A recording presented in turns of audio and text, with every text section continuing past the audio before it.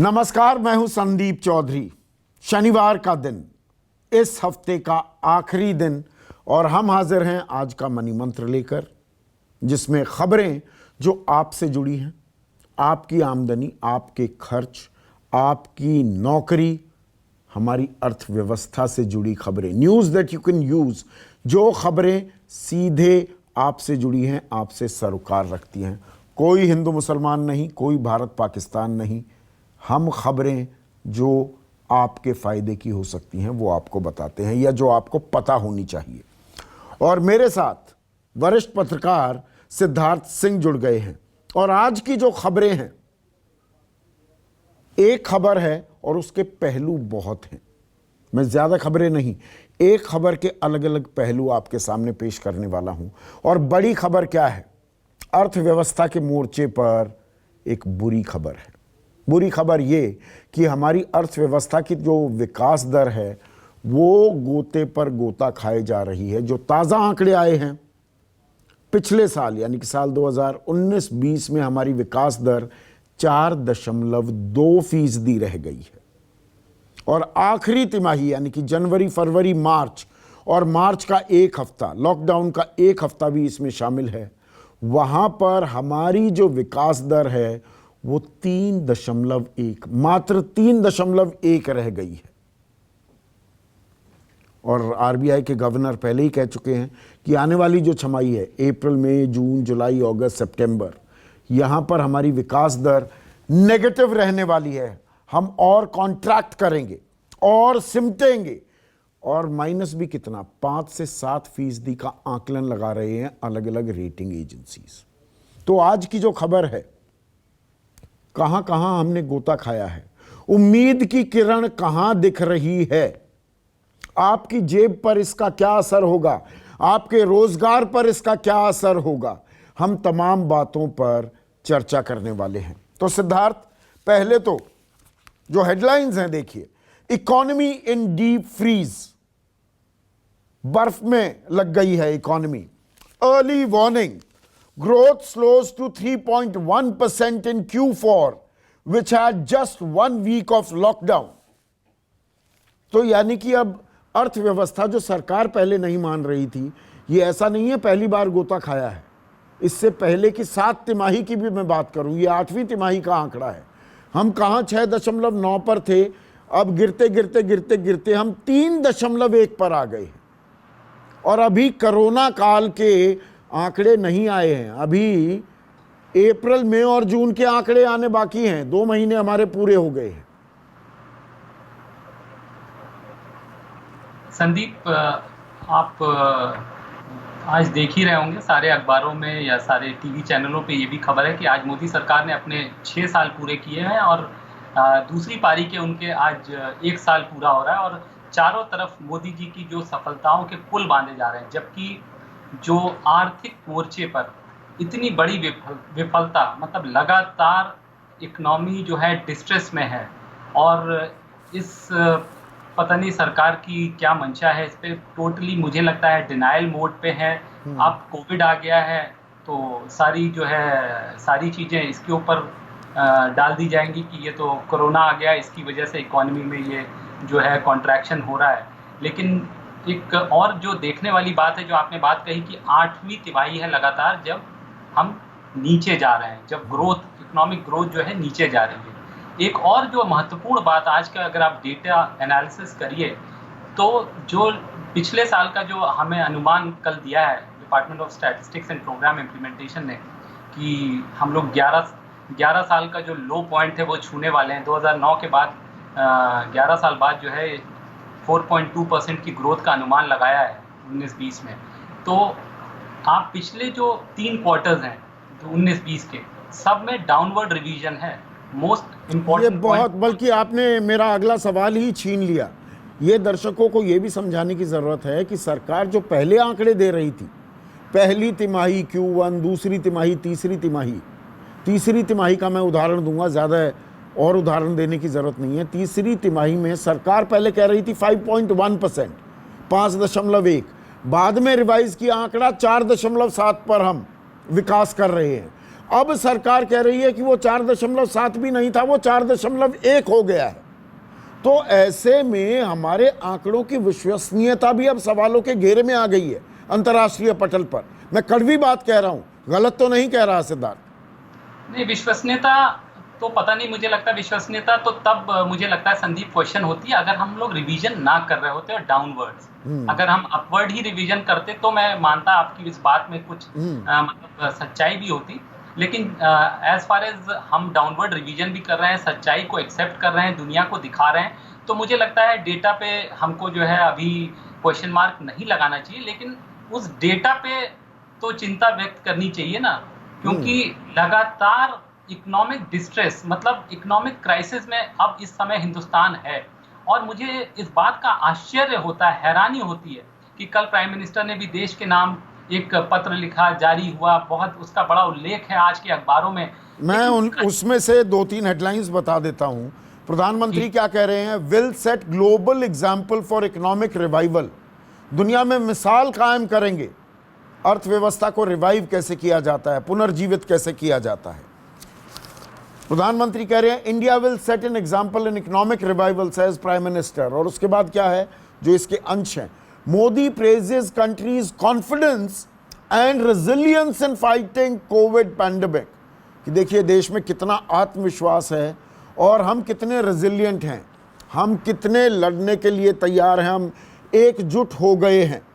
We must remember that the present and the future of 130 crore people will never be dictated by an adversity. We will decide our present and our future. ये बातें सुनने में बहुत अच्छी लगती हैं।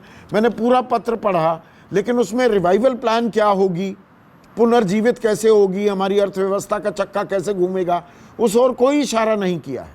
और अमूमन प्रधानमंत्री मन की बात करते हैं, देश को संबोधित करते हैं, ये बहुत कम होता है कि प्रधानमंत्री चिट्ठी लिख रहे हैं, और वो भी 2.0 की पहली वर्षगांठ पर। संदीप, आपने बात कही कि उन्होंने बोला we will set a example of economic revival. मुझे लगता है अभी तक भारत सरकार ने केवल इकोनॉमिक जो डिक्लाइन है उसका एग्जाम्पल सेट किया है कि कैसे इकोनॉमी को जो है नीचे ले जाया जाए, कैसे इकोनॉमी को और खस्ता हाल किया जाए। और सबसे बड़ी जो इसमें मुझे जो आश्चर्य लगता है, क्योंकि मैं तो रोज मतलब डेली फाइनेंस मिनिस्ट्री को कवर करने, सरकार को इतने पास से देखने से जो सबसे ज़्यादा आश्चर्य लगता है और कई बार दुख भी होता है अपने आप को कि सरकार लगातार डिनायल मोड पे है। और आज आप अगर प्रॉब्लम में है, परेशानी में है, तो बताइए ना, आपने स्टेप्स लिए हैं, इससे हम कहाँ पहुँचेंगे। आपने बोला आपने 20 लाख करोड़ का पैकेज अनाउंस कर दिया इकोनॉमिक रिवाइवल का। एक तो उस पैकेज पे कितना फिस्कल स्टिमुलस है उस पर ही क्वेश्चन मार्क है कि आपने एक्चुअली कितनी उद्योग की या कितनी एक आम जन की उससे फायदा होने वाला है, या अर्थव्यवस्था को इससे कितना फायदा होगा, इसी पे प्रश्न चिन्ह है। लेकिन उसके बावजूद आप ये भी नहीं बताते, आप क्वांटिफाई भी नहीं करते कि हम एक साल बाद, आज से एक साल बाद हम कहाँ होंगे।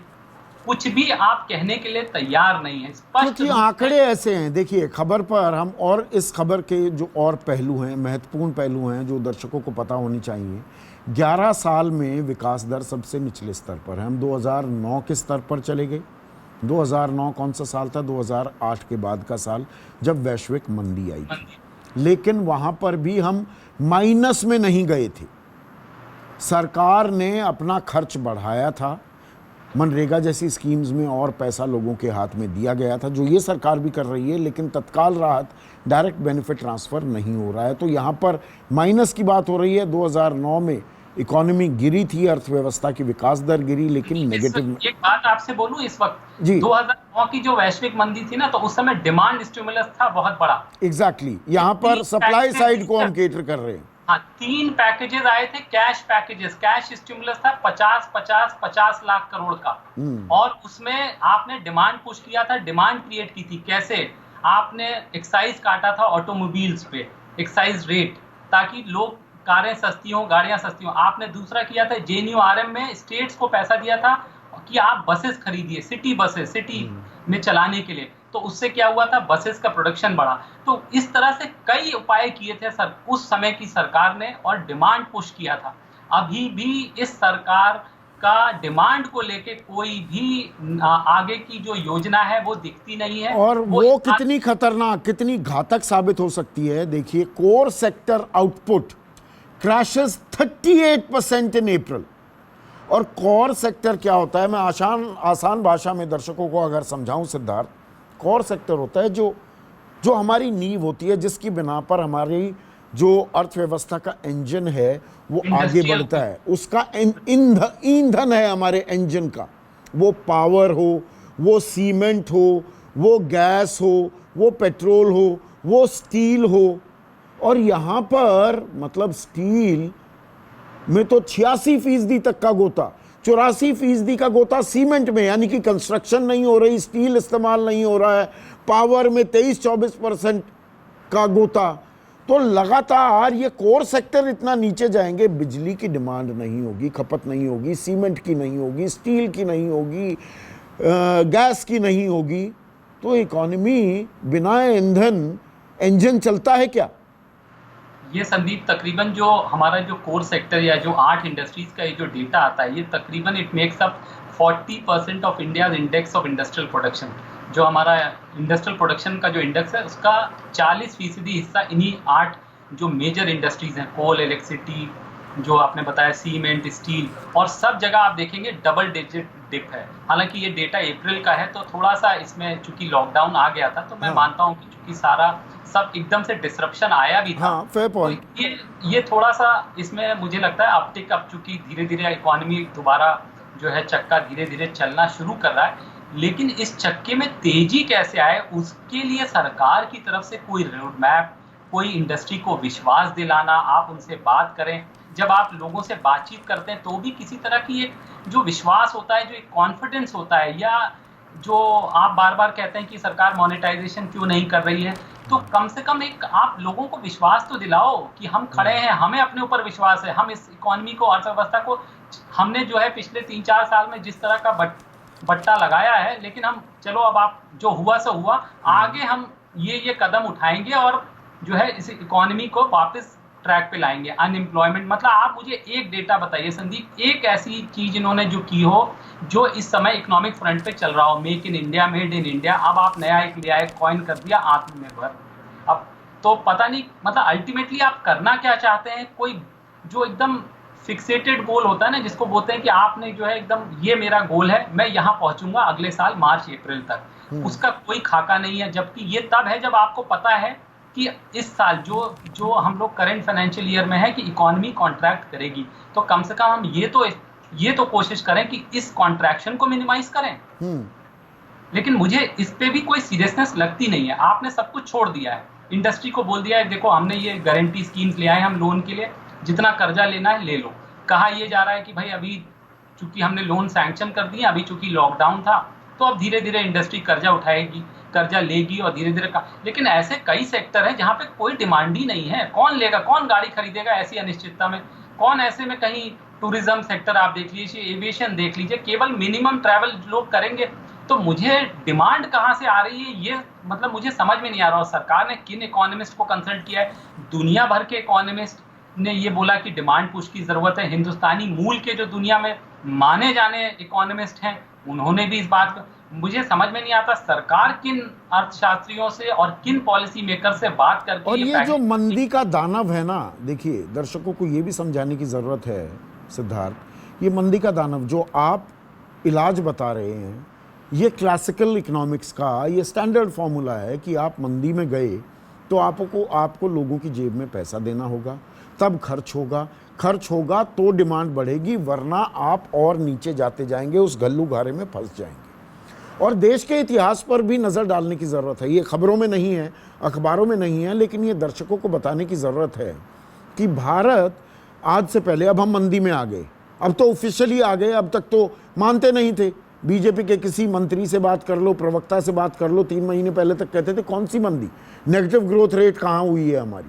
अब तो शक्तिकांत दास कह रहे हैं नेगेटिव ग्रोथ रेट होगी। यही तो प्रॉब्लम है, डिनाइल मोड, जो मैं बार बार कहता हूँ। हाँ। ये सरकार डिनाइल मोड में है। ठीक है, नहीं अब तो मानना पड़ेगा।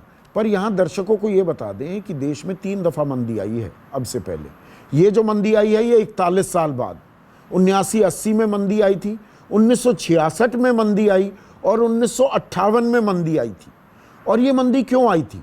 क्योंकि there was a agrarian crisis, फसलें बर्बाद हो गई। यही बहुत बड़ा डिफरेंस है संदीप, बहुत वही चीज मैं यहाँ पर लोगों को बताना चाह रहा हूँ। इंडस्ट्रियल स्लो डाउन है, ये अर्बन स्लो डाउन है, this is not agriculture slow down. Yes, इस बार तो बल्कि जो खबर है, हमारा जो कृषि क्षेत्र है वो 5.9% की विकास दर से बढ़ रहा है, जो अमूमन 3% होता था। कृषि दोगुना दे रहा है, सपोर्ट कृषि सेक्टर से आ रही है। और आपने बिल्कुल ठीक कहा, औद्योगिक क्षेत्र तो बिल्कुल मंदी की चपेट में आ गया है। और संदीप, अब हम लोग जो आप बात कर रहे हैं सन 80 या सन 65 66 या 72 73, जो 3-4 पुराने जो स्लो डाउन है, वो तब हमारी बड़ी पॉपुलेशन एग्रेरियन बेस था हमारा, हमारे लोग किसानी में थे। हाँ, 2/3 आज भी चाहे किसानी करते हो, लेकिन सकल घरेलू उत्पाद जीडीपी में कंट्रीब्यूशन 20% से भी नीचे, उस वक्त 50% से ऊपर होता था।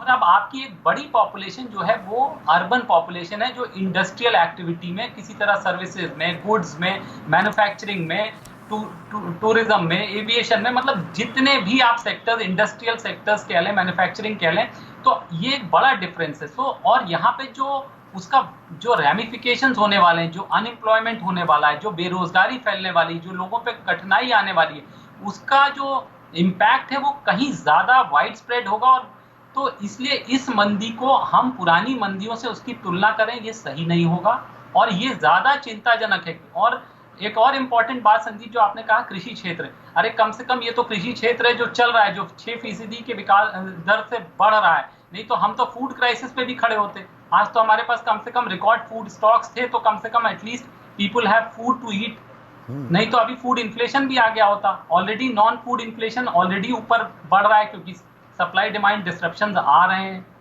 मैन्युफैक्चरिंग एक्टिविटी, इंडस्ट्रियल एक्टिविटी बंद ही पड़ी है।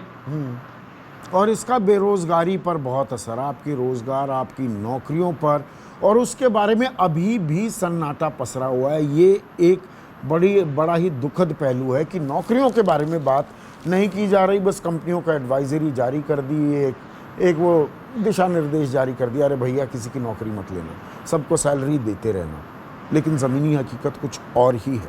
और इसमें एक और अहम खबर जो है वो ये, FY20 fiscal deficit hits 4.6% of the GDP। हमारा जो वित्तीय घाटा है, हमारी आमदनी कितनी है, हमारा खर्च कितना है। खर्च तो बढ़ ही रहा है, आमदनी लगातार घट रही है, क्योंकि हमारा tax revenue fall 70% on year two year basis. पिछली दफ़ा has come down to 21,412 crores in April। 70% का टैक्स रेवेन्यू में गोता है। हमारा वित्तीय घाटा 4.6 आ गया है, सरकार का आकलन 3.8 था। तो यहाँ पर दो पहलू हैं दरअसल, ये दर्शकों को थोड़ा समझाइए। मैं कहता हूँ वित्तीय घाटा 6-7% भी हो जाए, लोगों के जेब में तो पैसा आए, पर वित्तीय घाटा इसलिए भी बढ़ रहा है सिद्धार्थ कि टैक्स रेवेन्यू, सरकार के खजाने में पैसे तो आ ही नहीं रहे, तो सरकार जेब में पैसा कैसे देगी। संदीप, आपने इंपॉर्टेंट बात की, 7 year low fiscal deficit, 7 year high fiscal deficit है ये। तो 7 में से 6 साल किसकी सरकार थी? यही सरकार थी, और लगातार फिस्कल डेफिसिट आपका ऊपर जा रहा है।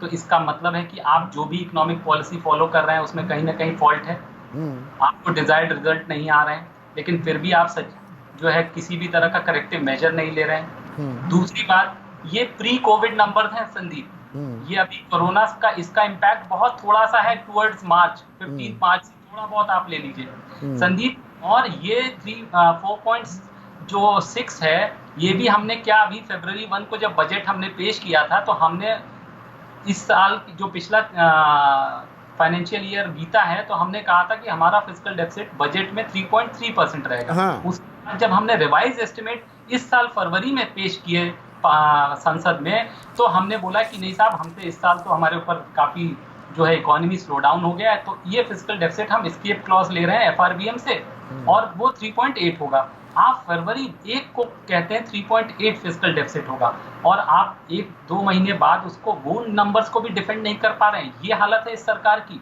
मतलब मुझे इतनी निराशा होती है, इतनी चिंता होती है कि आप February 1 को बोलते हैं कि your fiscal deficit will be 3.8, और वो भी नंबर आप मीट नहीं करते, 4.6% चला जाता है, विच इज ऑलमोस्ट 0.8%।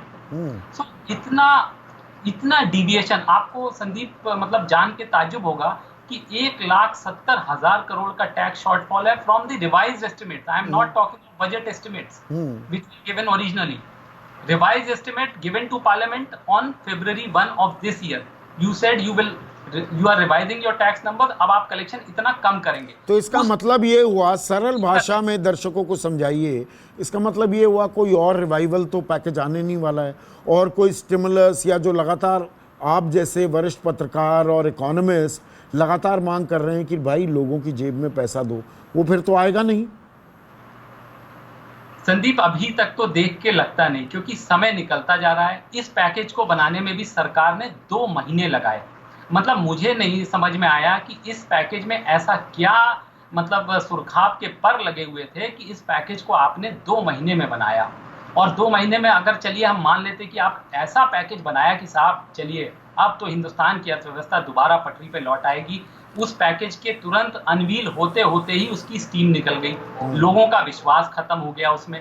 तो संदीप, और जहां तक आप कह रहे हैं कि देखिए अभी तो फिस्कल डेफिसिट 4.6 है, जब संदीप नॉर्मल कंडीशंस थी, जब आप नॉर्मल काम कर रहे थे, कोई कोविड नहीं था, कोई कोरोना नहीं था, यस आपकी जो डिमोनेटाइजेशन 2016 के बाद से जो खराब जो आर्थिक नीतियां हैं उनका खामियाजा आप लगातार भुगत रहे हैं और आपकी इकोनॉमी नीचे जा रही है। आपको अच्छे इकोनॉमिक एडवाइजर्स नहीं है इस सरकार के पास।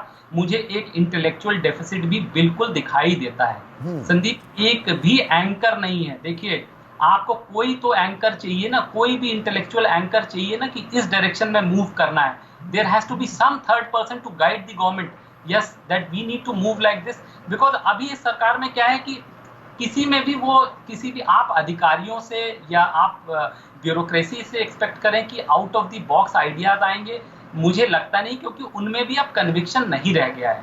कोई भी इस बुरे दौर में जो है अपना जो है जिसको कहते हैं ना स्टिक योर नेक आउट और आगे बढ़ के बोलना नहीं चाहता है। तो जो ऊपर से सधाया जा रहा है, जो बीच का रास्ता है, सेफ रास्ता है, तो कोई भी nobody is ready to stick his neck out. और मुझे नहीं लगता कि मोनेटाइजेशन भी शायद इसी असमंजस का एक नतीजा है कि करना है नहीं करना है। तो वो रोज रोज खबरें आ रही हैं। आज की एक खबर है कि नहीं मोनेटाइज नहीं करेंगे, यानी कि नोट नहीं छापेंगे।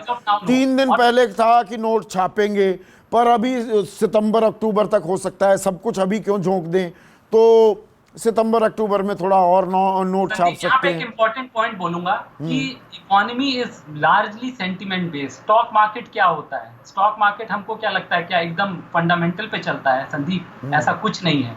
It is all sentiment based. Economy is sentiment based. In fact I would say हर चीज सेंटिमेंट बेस्ड है। आज अगर मुझ में ये विश्वास है कि मैं ये काम कर लूंगा, तो ही जो है उसी से काफी चीजें उसी से खिंच जाती हैं। अगर आप आज लोगों में ये विश्वास ला पाए, इंडस्ट्री को ये विश्वास दिला पाए कि हम आपके पीछे खड़े हैं, हम चाहे जो होगा हम करेंगे, अर्थव्यवस्था को पटरी पे लाने के लिए हम एकदम, इसके लिए हम जो है हमने कमर कस ली है संदीप। लेकिन समस्या तो यही है ना, आज चारों तरफ मोदी जी के डंके पीटे जा रहे हैं, लेकिन और असलियत क्या है? आज आदमी को जो है किसी के पास रोजगार नहीं है, एम्प्लॉयमेंट नहीं है। मतलब आज एक भी इकोनॉमिक इंडिकेटर जिससे हम अच्छा कर रहे हो। अब आखिरी खबर ले लेते हैं। आखिरी खबर ये कि देखिए, मैंने रेवेन्यू की, टैक्स रेवेन्यू की इसलिए बात की कि 70% का गोता है। जीएसटी भी एक इम्पॉर्टेंट कंपोनेंट है, वो भी एक टैक्स ही है। और उम्मीद ये भी की जा रही थी, पहले तो लोग कह रहे थे कि जीएसटी में 50% की कटौती कर दो 6 महीने के लिए। ये इंडस्ट्री की डिमांड थी, एसोचैम, फिक्की वगैरह लगातार ये डिमांड कर रहे थे, सरकार ने वो अनदेखी की। फिर खबरें ये भी आने लगी कि जीएसटी थोड़ा बढ़ाया जा सकता है, नॉन एसेंशियल्स पर और बढ़ा दें। अब सरकार की तरफ से ये खबर आ रही है कि hike in GST rates unlikely and more steps may be announce to revive the economy, यानी कि जीएसटी में कोई बढ़ोतरी नहीं होगी। Cash transfer to migrants is not a close chapter. ये सूत्रों के हवाले से खबर दी गई है कि भाई कैश ट्रांसफर सीधे जेब में पैसे दिए जा सकते हैं मजदूरों को, and no decision yet on setting up a bad bank. तो पैसे भी दिए जा सकते हैं और जीएसटी बढ़ाया नहीं जाएगा। एक और अखबार खबर कैसे कह रहा है, फिनमिन यानी कि finance ministry oppose to GST rate hike on non essentials. ये नॉन एसेंशियल्स की बात कर रहा है।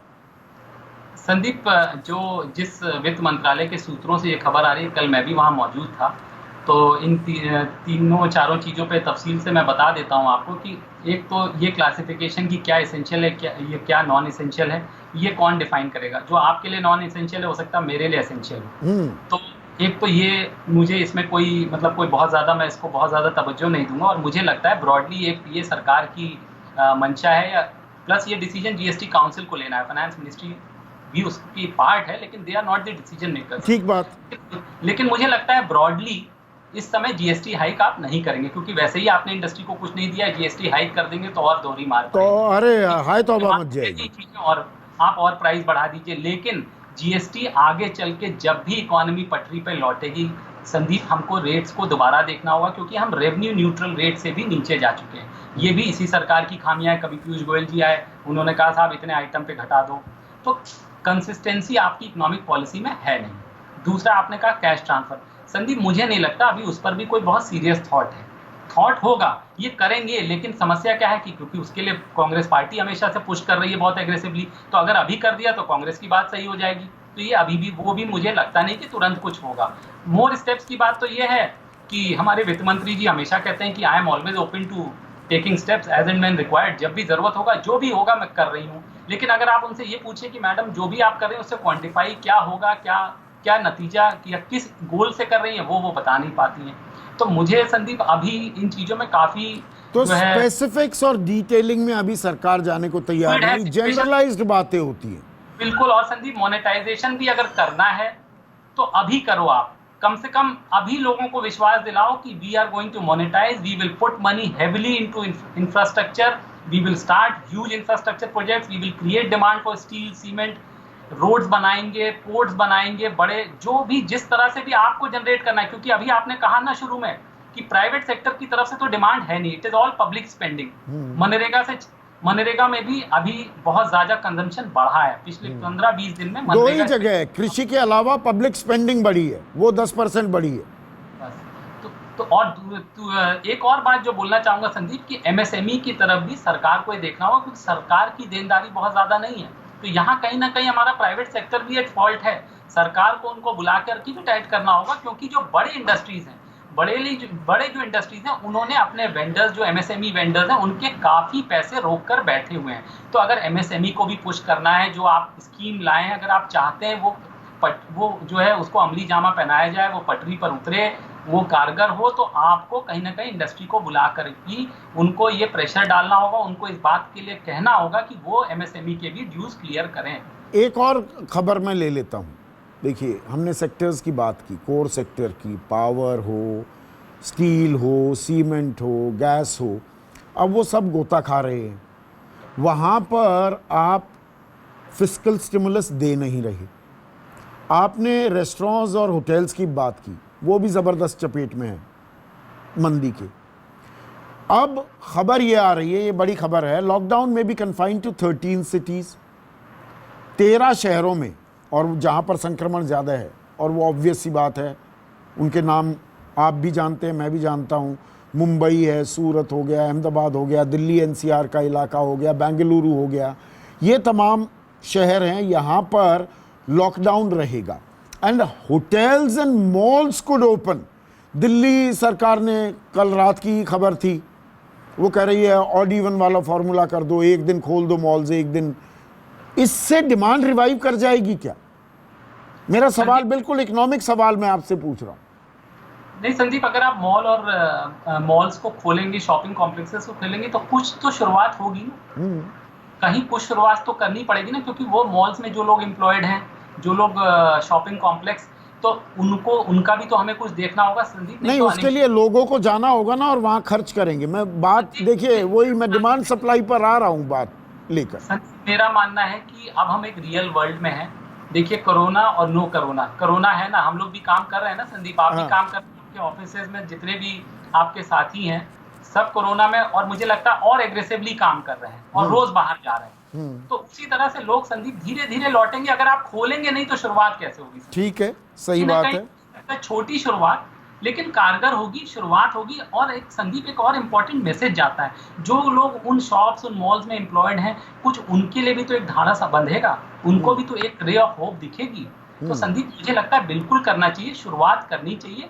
और अगर कहीं छोटा मोटा कंटेनमेंट करना पड़े कोरोना का कुछ, तो वो स्पेसिफिक एरियाज में होगा। तो but we have to start living with this, we are all living with this. आप भी काम कर रहे बिल्कुल, हैं। हमें आदत डालनी होगी। This virus is not going away in hurry. कोई ऐसा रास्ता नहीं है, कोई जादुई छड़ी नहीं है कि अरे भाग कोरोना भाग और कोरोना भाग जाएगा। तो हमें अपनी ज़िंदगी, अपने जीवन की शैली भी थोड़ी सी बदलनी होगी। सिद्धार्थ सिंह, आपने वक्त निकाला, विश्लेषण किया, बहुत बहुत शुक्रिया। आज का मनी मंत्र में बस इतना ही। नमस्कार।